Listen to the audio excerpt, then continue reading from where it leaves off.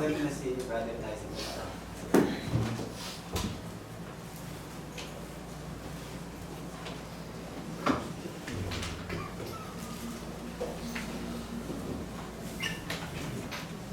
Magandang umaga po sa inyo lahat.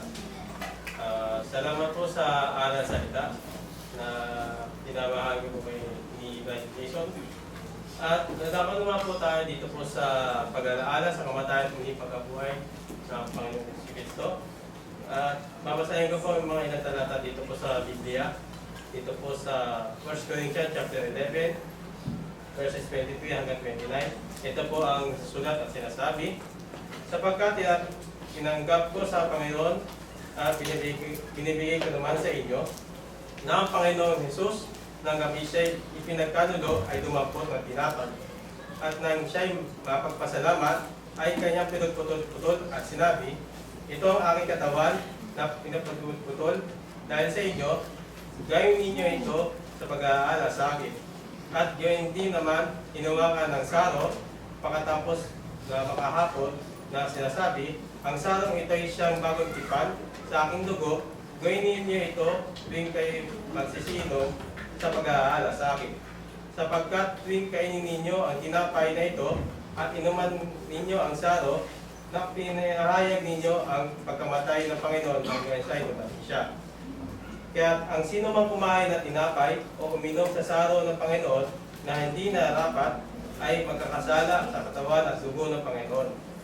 Natatwat siya sa atin ng tao ang kanyang sarili at sa kumain ng tinapay at uminom sa saro. Sapagkat kumakain at uminom ay kumakain at uminom ng hatol sa kanyang sarili kung hindi niya kinikilala ang katawan ng Panginoon.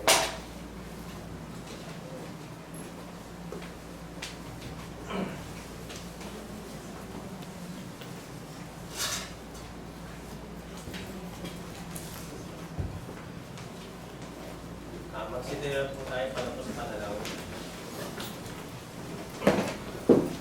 Dakilang Diyos, mapangyarihan sa lahat. Panginoon, salamat po sa mga pinagkakit po sa amin, yung po mga ito, at papatuloy po mga pinagkakit po sa amin, yung susunod po mga Panginoon, kami po ay kakain po ng tinapay ng walang bidura, at kakain at inom po ng katas ng ubas. Ito po sumisimbolo sa katawan at tubo ng Panginoon. Panginoon, patawarin niyo po kami sa lahat mga ginagawa namin mga kasalanan, nagagawa na hindi po naiisip, at hindi na ulit gagawa ng mga bagay na masama dito sa ibabaw ng sanlibutan. At gagawa na po kami ng kabutihan ayon po sa kagustuhan at utos niyo po, Panginoon. Ito sa mga tinadalangin sa pangalan ni Kristo Jesus, namin tagapagligtas, ngayon po at magpakailanman. Dadako naman po tayo para po sa ambaga para po sa mga banal. Babasahin ko dito po sa Biblia, dito po sa 2 Corinthians chapter 9, verse 5 hanggang 7. Ito po ang nasusulat na sinasabi, iniisip ko nga kailangan ipamanhik sa mga kapatid na mauna pumarihan sa inyo at ihanda agad ang inyong abuloy na ipinangako ng una upang ito'y may handa na gaya ng abuloy at hindi gaya ng sabutan.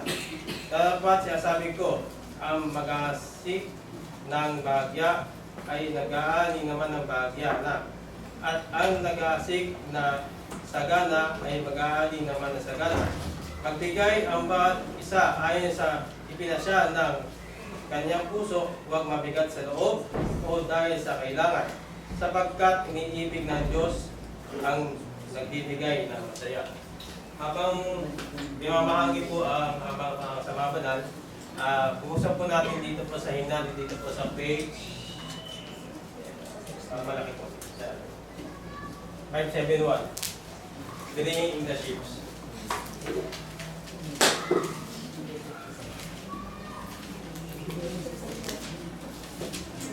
So in the morning,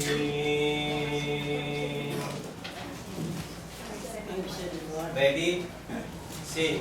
Sowing in the morning, sowing in the kindness, sowing in the noontide, in the evening heat, waiting for the harvest, in the time of reaping, we shall have rejoicing, bringing in the sheaves, bringing in the sheaves, bringing in the sheaves.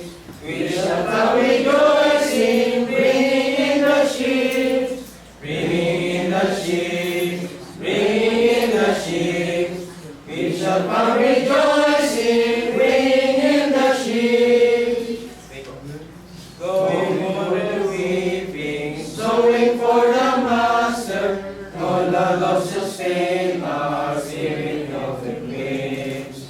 With our remover, we will be as welcome. We shall come rejoicing, ringing in the sheaves, ringing in the sheaves, ringing in the sheaves.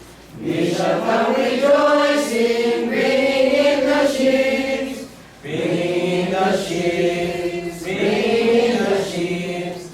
We shall come rejoicing, ringing in the sheaves. Manalangin po tayo. Dakilang Diyos, mapangyarihan sa lahat. Panginoon, salamat po kami nag-abangan po para sa banal ngayon kung unang araw sa linggo. At pagpatuloy po ang maabangan po ito sa susunod pong unang araw sa linggo. Panginoon, ito po yung abangan po ito ay magamit po sa pagpapaunlad po ng Iglesia at pangangailangan po ng ilang mga kapatid, Panginoon. Panginoon, salamat po na kami nakatapos po kami ng taon na 2025 na masaya, malusog, pangatawan at lalo po sa aming panampalataya sa harapan ninyo, Panginoon. Ngayon pong taon pong ito, Panginoon, ay tulungan niyo po kami na ganun po ulit ang panampalataya po namin sa inyo harapan na maging masaya, maging malusog ang pangatawan namin at tumibay ang kalooban po namin sa lahat-lahat, Panginoon. At alam po po, Panginoon, na kayo po ang makapangyarihan sa lahat, Panginoon, na handang tulungan niyo po kami sa lahat ng mga pagsubok at mabigyan po ng solusyon ang lahat ng mga ito. Dito po, habang dito po na nabuhay dito po sa ibabaw ng salibutan. Panginoon, kaya na pong bahala po sa amin at mahal na mahal po kayo namin, Panginoon. Itong samot niya dalangin sa pangalan ni Kristo Jesus, namin tagapagligtas, ngayon po at magpakailanman.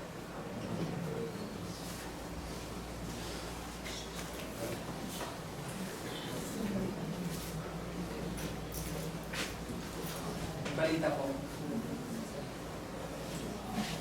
Yung same way na hospital. Sige. Sige po ay naoperahan sa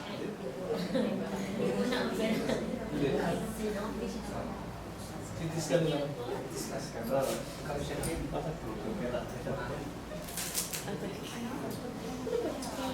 Yung po, yung anak ko na nagkaroon ng hospital po siya last Sunday. Tapos, nakita po sa kanya, sa CT scan niya, may stone po siya sa dalo niya ng kidney. Yun po. Hindi po naman po. Yung dalo niya lang talaga.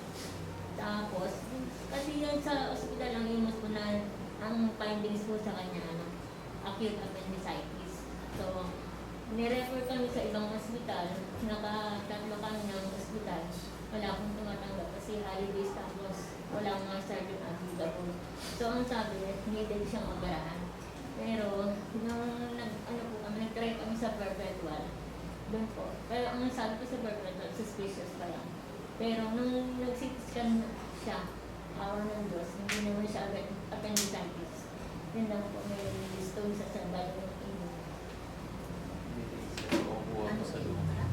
Hindi po. Tinutunan po sa ganun yung stone ng